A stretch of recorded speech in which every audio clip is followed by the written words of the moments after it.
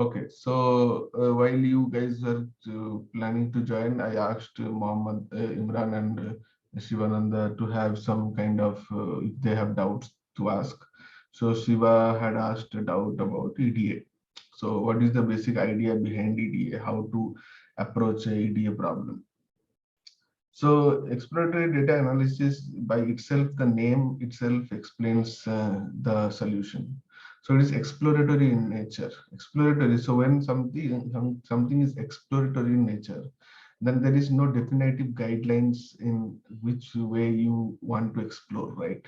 So, like people went to explore India and found America. So that is the way exploration happens. So the same way here also things happen, because we do not know. It is very likely that the data that we have in hand, uh, we may not have any idea about that data. Okay. uh, but if you are a domain expert, then you might have some idea about the data. So suppose you are a marketing guy, then and you are given a marketing data, big amount of data, then you might have some idea that, okay, I might see some sales data, I might see some customer data, I might see some pricing and all that. So some intuition you will have because of your domain knowledge. But if you are not belonging to the domain and you are just a data scientist and you are getting a bunch of huge data, then what happens is that you are completely zero on what the data will be. So one big indication is the column names. Okay. So that's why what we do at first is to see the head of the data frame. So when I load the Excel sheet or the CSV file, which may be a 1 GB or 2 GB file, instead of looking at the whole data, I just see the head. Head means the first 5 rows along with the column names. So the column names can give you a hint of what is what. Okay, but that is not taken for granted, because to save space, many times the column names are abbreviated, right? So we don't know the proper. So it may say um, uh, like something like PR, something like PR. Now PR is what price, or what it is? It is some kind of advertisement, or what, we don't know. It can be what is the cost price or selling price, or what, we don't know. But the person who prepared the Excel sheet or that CSV, or from the database where you pulled out that CSV, they will be knowing what is the meaning of each column. So that is important. So first task is to understand the meaning of each column. Okay. So for this, you have to connect with the source of the data and ask questions to them. Okay. So when I was in Western Digital, I was getting data from multiple teams. Okay. And most of the data were very much absurd names were there, because they were all firmware and hard drive names, right? So I don't know what is their purpose. So I don't have a choice. I see that there is a set of numbers, but that number is what exactly? Whether it is some kind of uh, uh, some kind of range, or it is some kind of unique value, or what, I don't know. It's a serial number, or what, I don't know, right? So I have to go to the person who generated the data and ask them that what is this column actually meaning. So this is the first step you do, that you see at the columns which all are obvious, you understand, like say employee ID, in serial number, like these things, these are obvious things, you will understand. So you understand. Which are not obvious, mark them, go to the teammate and ask what is the meaning of this attribute parameter. Once that is done, second is to understand the nature of the data. So the data can be what we read. The data can be of three types, right? The data can be a numerical data, data can be categorical data, or a data can be what was the other type? Nominal. Nominal data. Yeah. So nominal data, categorical data, and numerical data. So this one we have to figure out from the data column first. So on each column, what you do is what I do as a data exploratory practice is I go and do binning. Binning means I see how many unique values are there. Okay, so suppose a column is of length 1000. Okay, and I do okay from this 1000, how many unique are there? So suppose I found only 4 unique values are there. So that means total these 4 values are only repeated across the 1000 values. So that means this is a categorical data, or sorry, a nominal data, right? Each unique value is a name, is a nominal value, right? So either it belongs or it's a class value or a label, you can think of like that. Okay, but if I get out of 1000, if I get say 586 unique values, then that makes sense that this is not a nominal value. This is more than 50 percentage is unique. So it might be numerical, it might be categorical. So it is not nominal, at least that much I know. Okay. So then comes how to find that this value is categorical. So something is categorical or not. So you apply a technique called binning, right? So in data frames, pandas data frame, there is a technique called binning where you can apply binning on a particular column, and it will give you automatically, it will generate and give you the bins that it has found. Bin, what is a bin? Bin means like a dustbin, you think, okay? Like a category, like from range, from 5 to 10, from 10 to 20, from 20 to 30.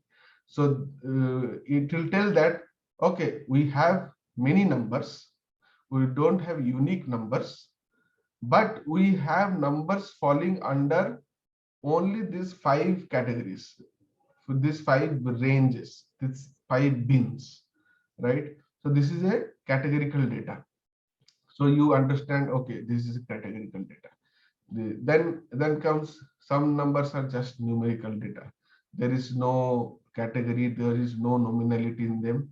Like say number of blocks read, number of blocks written on a drive, right? So this has no nominality and this has no category, right? I can write 2 bytes, I can write 4 bytes, I can write 10 bytes, I can write 1000 bytes, I can write 10,000 bytes, right? So it is just a number. So it just signifies a number. That's it. Okay.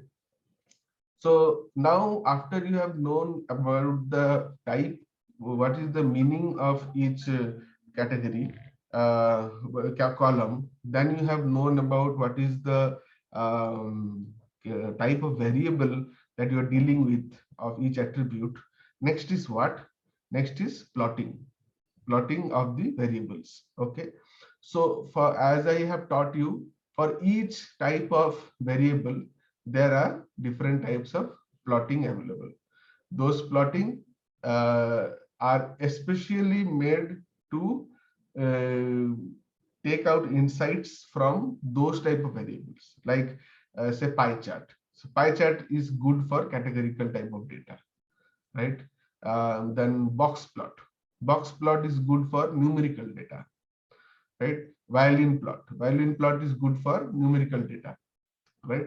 Because it gives us a density distribution, it gives us the standard deviation, it tells us where the data is more concentrated, whether it is a normal distribution or not, what kind of distribution it is. So it gives us a idea about what kind of some metadata information about the columns. Okay, one is the column is the information, and second is after you plot them, you get the information about the information. So one is telling that okay, these are the bytes read, 2 bytes, 3 bytes, 5 bytes, 10 bytes, 100 bytes, like this, up to so many numbers are there. Once you plot it, you know that, oh, okay, 5 and maximum number of bytes were written between 512 bytes and 600 bytes. Okay, so you have this is called a metadata information about a numerical variable. Okay, so you collect that one. Okay, so after you have collected that one, then what happened? You know about each column now. What is the meaning of each column? You know about the type of variable each attribute is. You know more information about the variable, what it is. Now comes what? Next step is modeling of the data, right? So modeling of the entire data, like this is my data set. Can I create a model? Can I create a model which will fit this data set? Okay, what do I mean by this statement? Can I create a model which will fit this data set? Is that the suppose there are 10 columns and 1000 rows, right? So 10 attributes and 1000 different values. So imagine a system, okay? There is a system which has 10 attributes which we can tune, and we have a history of 1000 values, tunable values, which were done, okay? And we know their results also, what happened. So after knowing all this, can I create a model that will represent this data? That will represent this data, means that will fit this data, so that tomorrow, if I have the attribute values, some new attribute values, even though I don't have the system, I can use the model to predict the outcome. Okay, so that is the focus. So recently, like cyclone is happening, right? So every time you see the Met Department of India is telling that according to the model's prediction, the storm can intensify to be this, that, and all this, right? So what is that model? So that is a standard cyclogenesis model. So for a cyclone to form, to move, to intensify, to make wind speed and all this, there are say 100 parameters: temperature of the ocean, shear wind speed, low latitude wind speed, then the distance from the harbor. So many factors are there, right? So they have collected this data of every cyclone for the past say 80-90 years. Okay, and then they have created a they have done the EDA, and after doing the EDA, they have done a model, prepared a model. That model can be, as I have said always, can be a statistical model, can be a machine learning model, or can be a deep learning model. Okay, so they have created a model, and now they are just giving, they are reading real-time parameters from satellite, that okay, the eye of the storm is at this latitude longitude, the wind velocity is this much, the surface temperature of the ocean is this much, and all this. So these are the parameters. So give these parameters to the model, and the model will predict a report telling that in the next 24 hours it will move northeast or northwest, or it will intensify, or it will decrease in intensification, and all this it will tell.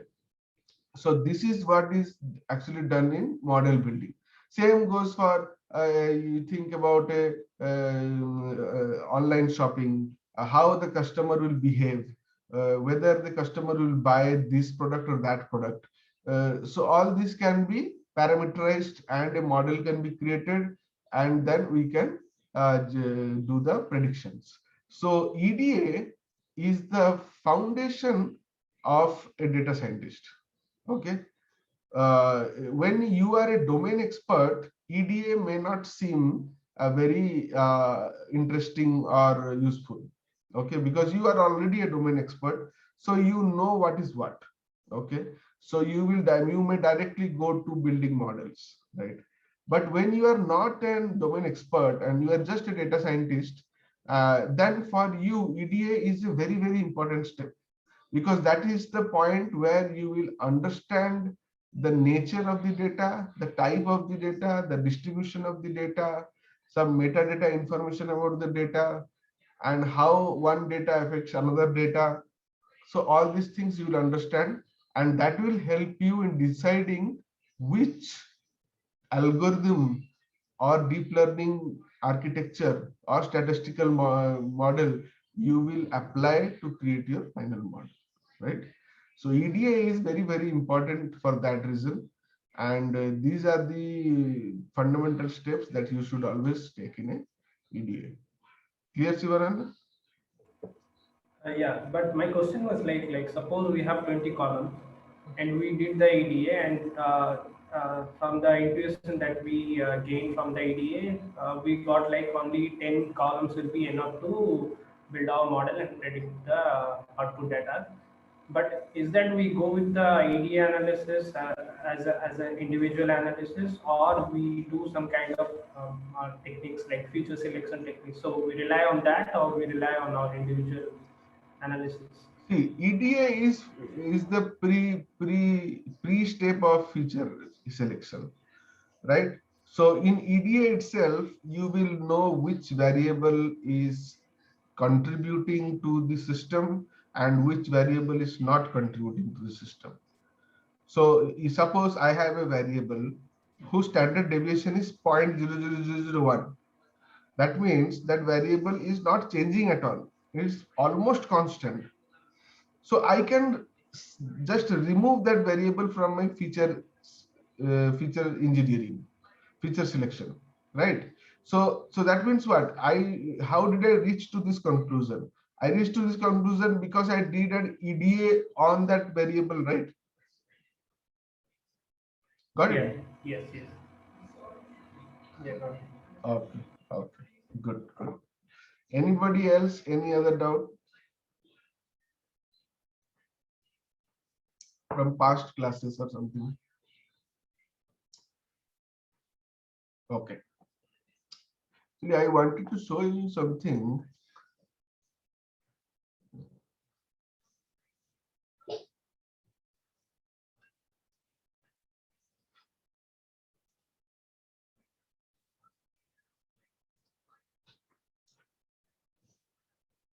So this question you asked, right? So I found something very interesting here.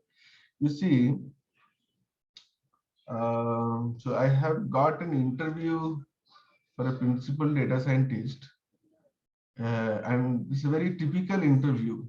I have never seen an interview like this.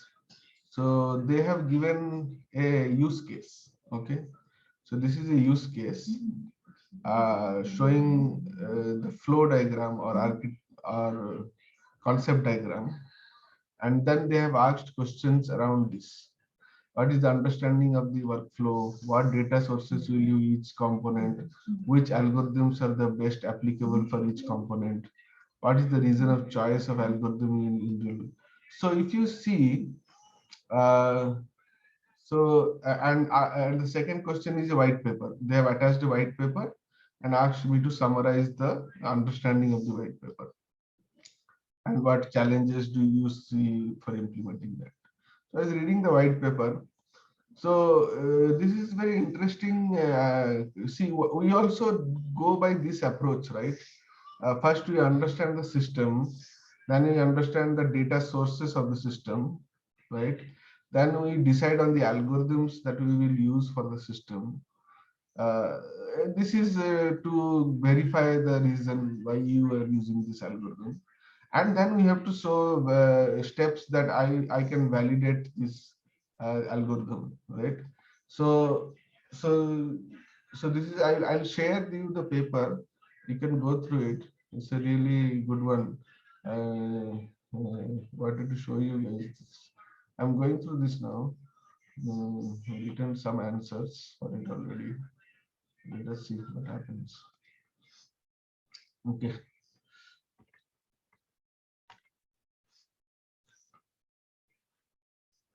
So we'll do so today is decision trees. Okay.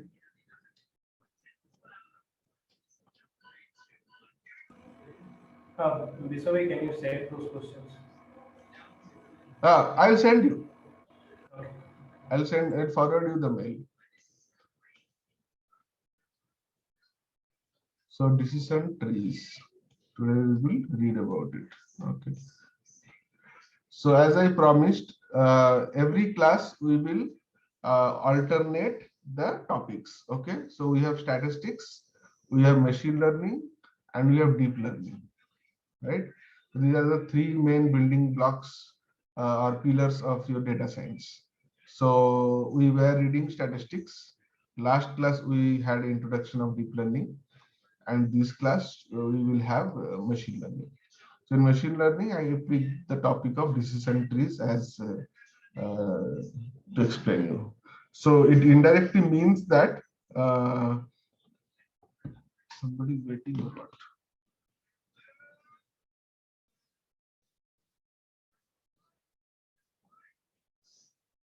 I can say.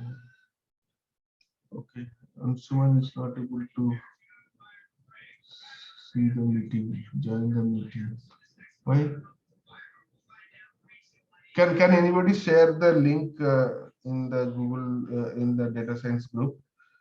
He's not able to join. Siddharth, maybe you can do it. Okay.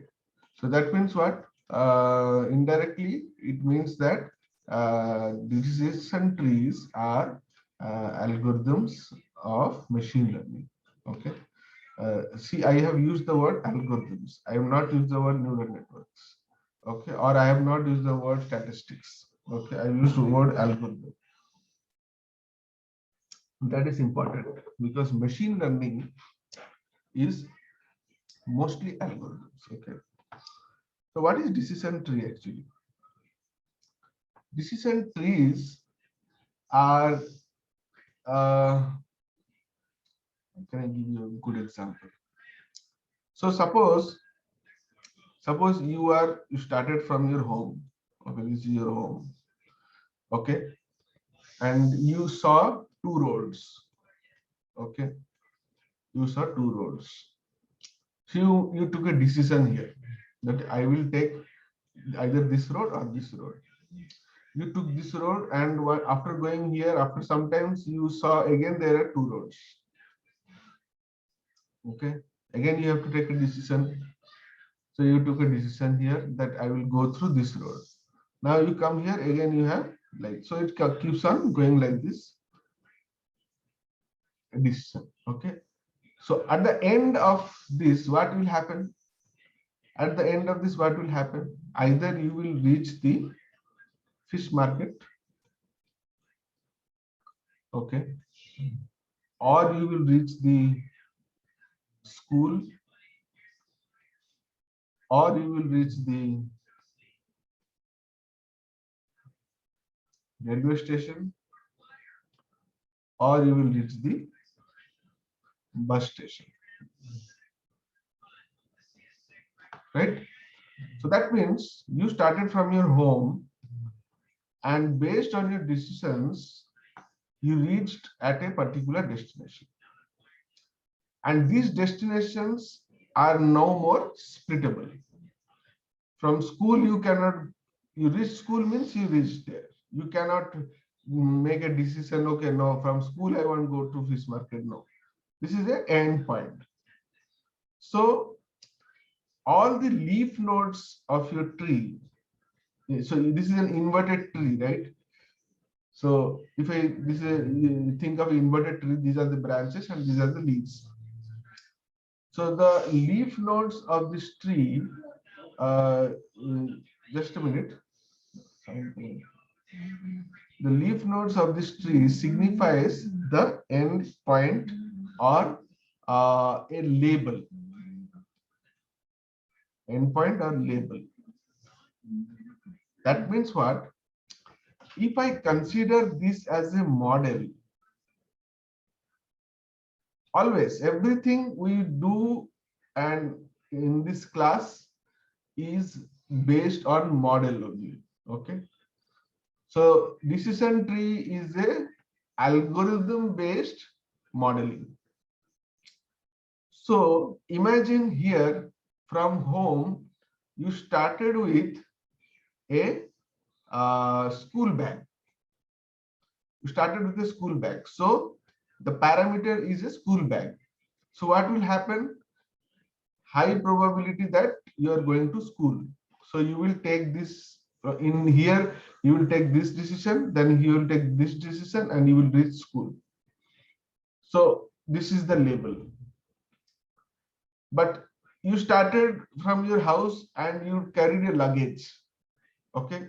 So there is high probability that you took this decision, then you took this decision, then you do this decision, and you reach the railway station. So this is the label. So depending upon what you carry from your home, your destination is changing, right? And this can be thought of as a model, because if I make it black, suppose this, you cannot see what is there in this box. This tree you cannot see. That means what? Whenever I send L, I get R output. Okay. And whenever I send SB, I get S output. That means whenever I send luggage, I get railway station output. Whenever I send school bus, a school bag, I get school as output. Okay. So if this is a black box, then one input is coming and one output is happening. So what is this? This is a model, right?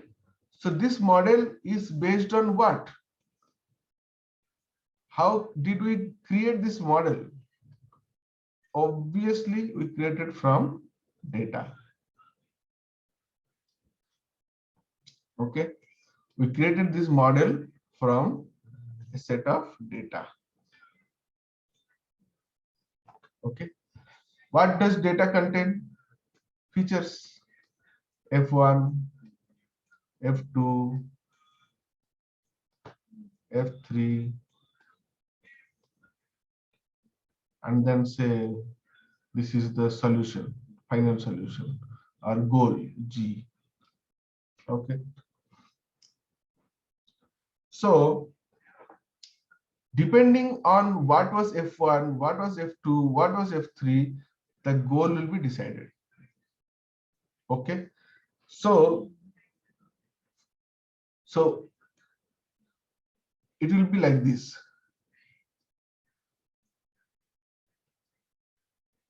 Suppose we will consider only a very simple example of true and false, or yes and no, like this. Okay. So suppose here it is yes, yes, yes, yes, no, no, no. Here it is yes, yes, no, no, yes, yes, no, yes, no, yes, no, yes, no, yes. And here it is, just a minute.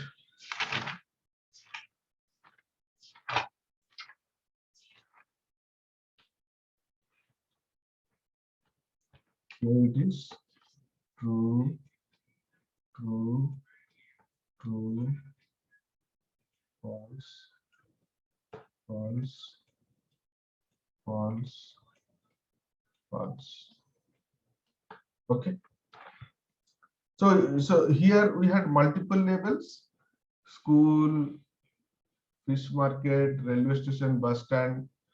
But here we have only two labels. We have only two destinations: true and false. Okay. And this one I will do like this: y1 n1. This is y2 n2. This is y3 n3.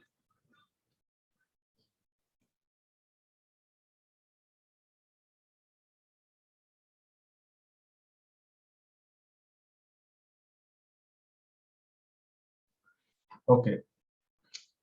So so this is our data now. Okay, this is our data. Now from this data, we will create our decision tree. Okay. Now how do I create? Now, obviously, you will tell me that first I will take feature one. From feature one, I will decide in feature one, I took feature one as the root node. Okay. In feature one, there are 3 yes and 4 no's. Sorry, 3 trues and 4 false. Right? Depending upon the values of yes and no. Right? So after no, wait, just a minute.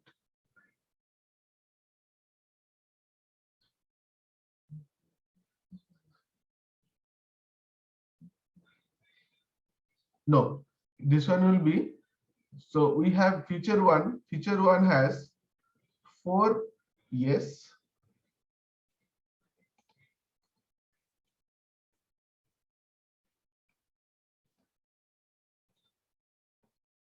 4 yes and 3 no's. Okay, 4 yes and 3 no's. Y1 and 1. So now if feature one is selected,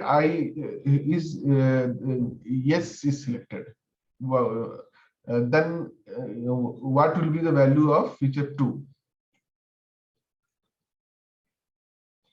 And if from feature 1 no is selected, what will be the value of feature 3? We have total 3 nodes, right? F1, F2, F3, right? So doing something down here. Just a minute.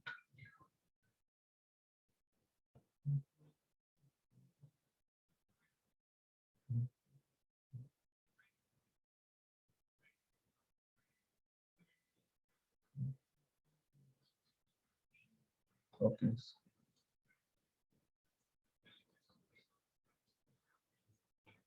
So this is 4 true, 3 true, 4 false.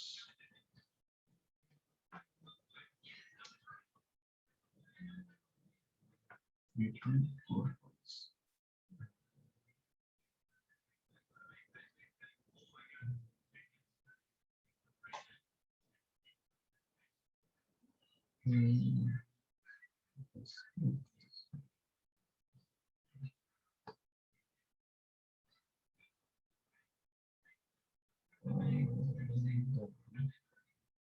F2 is equal to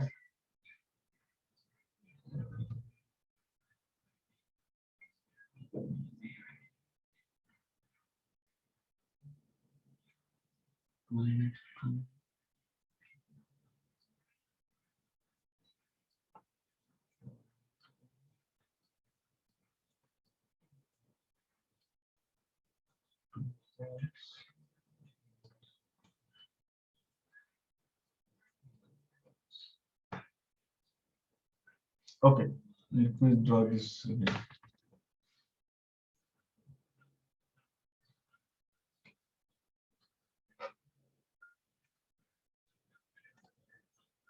Okay, so suppose I'll tell you the main concept, then we will go for a division. Okay. Okay. The main concept is that the tree that we are creating from the data set should be of minimal length. That means the depth of the tree should be as small as possible. If the tree depth is more, that means it is not a good model. And if the tree depth is less, then it is a good model. Okay. Now, how to determine that my tree length depth is optimally lowest, smallest? That is understood by an algorithm, and that algorithm name is ID3 algorithm. Okay, ID3 algorithm. This ID3 algorithm uses a parameter called entropy to calculate the split.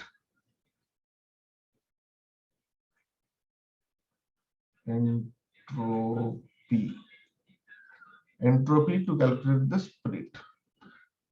This entropy helps to measure the priority of the purity of the split. How pure the split is. Okay.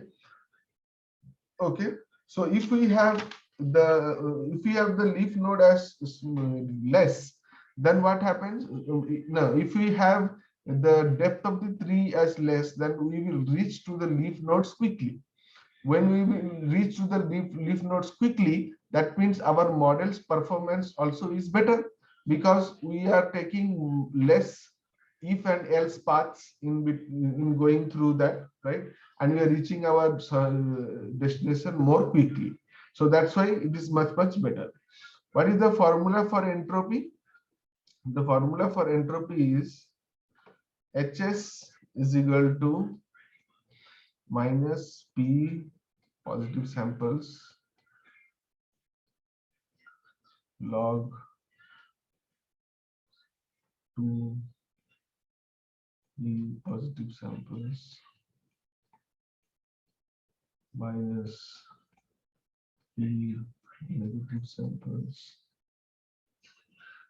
log 2 the. Okay, so this is the formula for entropy, where P positive is the percentage of the positive classes, percentage of positive class, and P negative is the percentage of negative class. Okay. So suppose we have a situation with this. F1 feature is split into then F2 feature and F3 feature. Right? F1 feature is split into F2 feature and then F3 feature. In F1 feature, I had 9 yes and 5 no's. So this 9 yes was divided into like this: 3 yes here and 6 yes here and 2 no here, 3 no here. Right? So 9, 3 plus 6 is 9, 5, 2 plus 3 is 5. I'll tell you this from the example of a data, how this tree is generated. But first we will understand how to calculate the entropy. Okay, so that we will know that where the split has to be made. Okay, now for this one, for this node, if I have to calculate the entropy, Hs is equal to what is the value?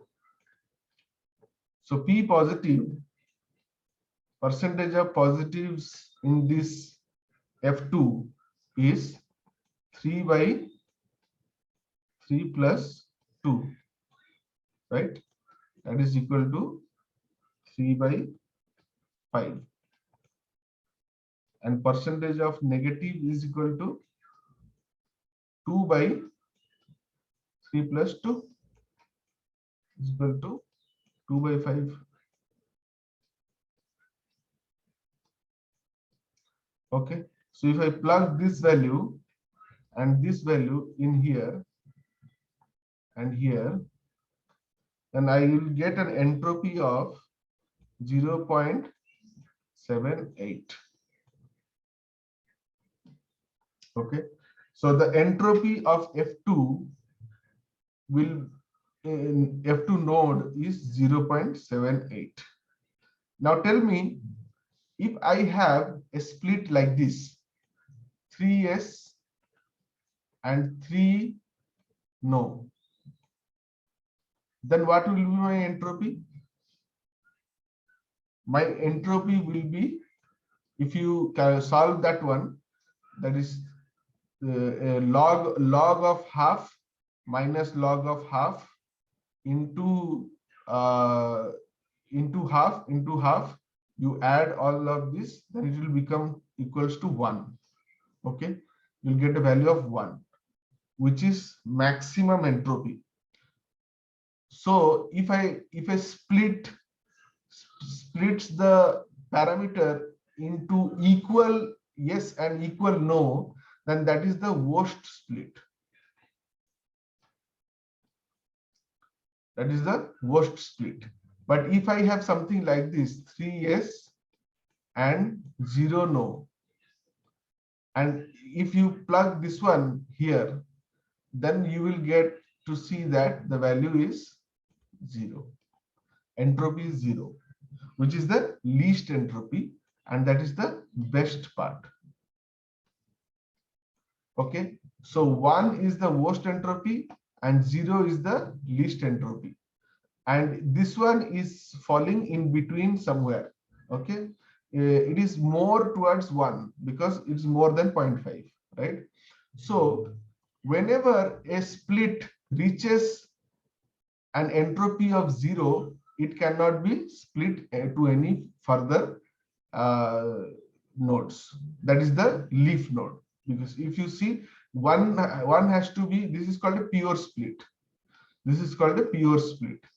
If we reach a pure split, then we cannot go any further because we have no zero nodes here. Similarly, 0 yes and 3 no also is pure split. Okay, we cannot also go. This is also a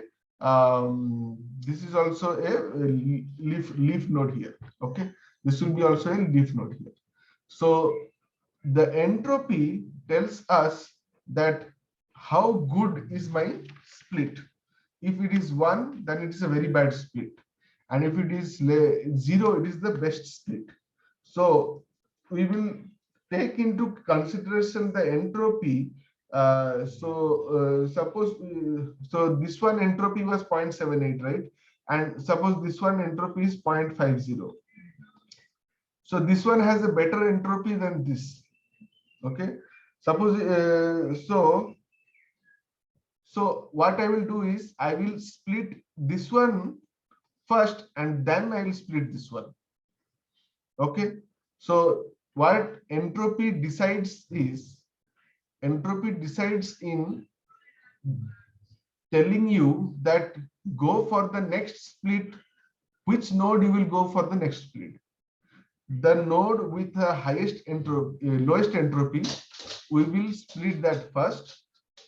Then the node with the more high entropy. So here F3's entropy was less than F2's entropy because it's 0.5, it is 0.7. So since it is 0.5 and it is less than F2, so I will split F3 first and then I will split F2. So this is, so entropy helps me in deciding how to split a particular which node to split. And now question is, when I split F3, whether F4, F5 I will bring, or F5, F4 I will bring.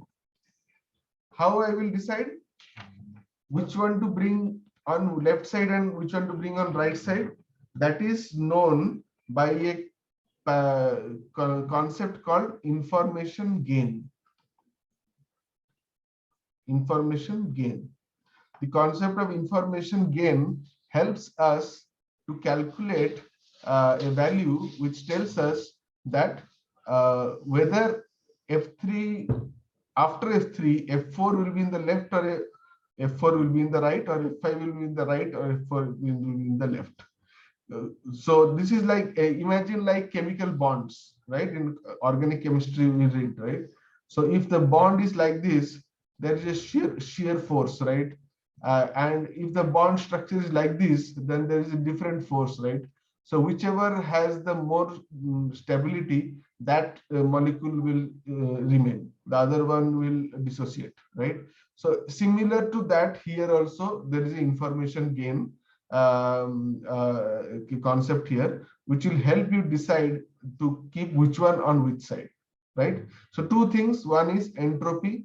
Entropy tells you that which one to split first, and then information gain. How to calculate information gain, I have not told you yet. When you understand to calculate information gain, then you will know how to arrange the nodes after the split. Okay, and here we are only talking about categorical variables, because yes, no, right? There are sorry, nominal variables. So we will also see an example of numerical variables where there is a continuous numerical value, how to do decision tree on top of that. And I have the primary, the main example that I wanted to show you is from a table of data, how a tree is created. This one is pending. This one I have some doubts on it.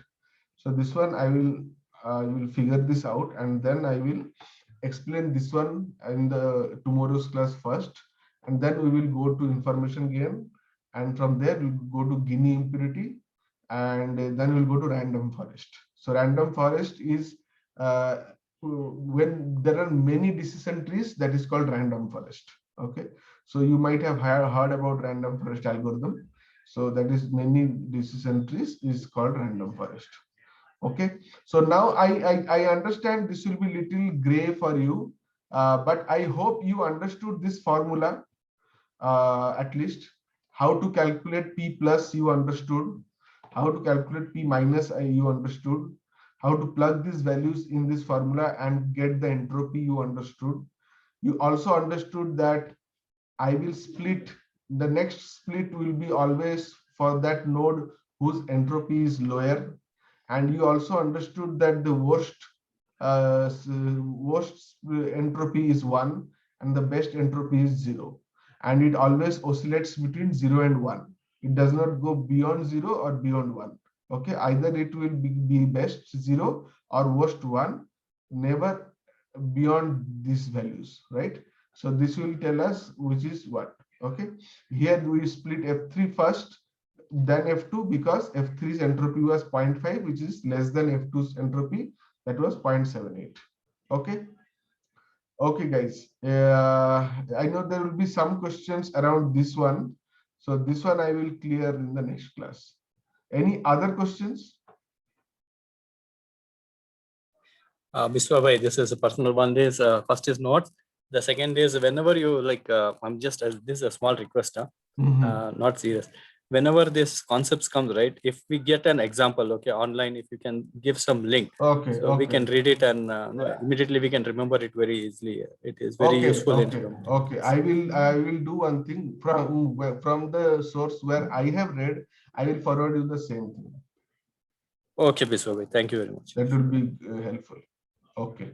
Okay, then if no, before we close, if you remember, right, we did the first one as part of the EDA or Kaggle dataset. Yeah. right? So for every exercise, when we read, if you can give us one of them, then that actually helps. Okay, we'll do that. And, We'll yeah, do a revision for the first 15-20 minutes of a previous topic, and then we'll go for a new topic. you can give the links of the calculator so we can try it offline. And then, That also you can try. Yeah. Okay. Okay. Okay. Thank you. Okay, guys. Thank you then. And last one, that t-test recording, if possible. Oh, that one I also every day I'm forget. Okay, I'll do that. Okay, I will do that. Thank you. Okay. Yeah. Bye. Thank you, Biswa. Thank you very much. Bye. Thank you, everyone. Good day. Thanks. Yeah. Thank you, sir. Yeah.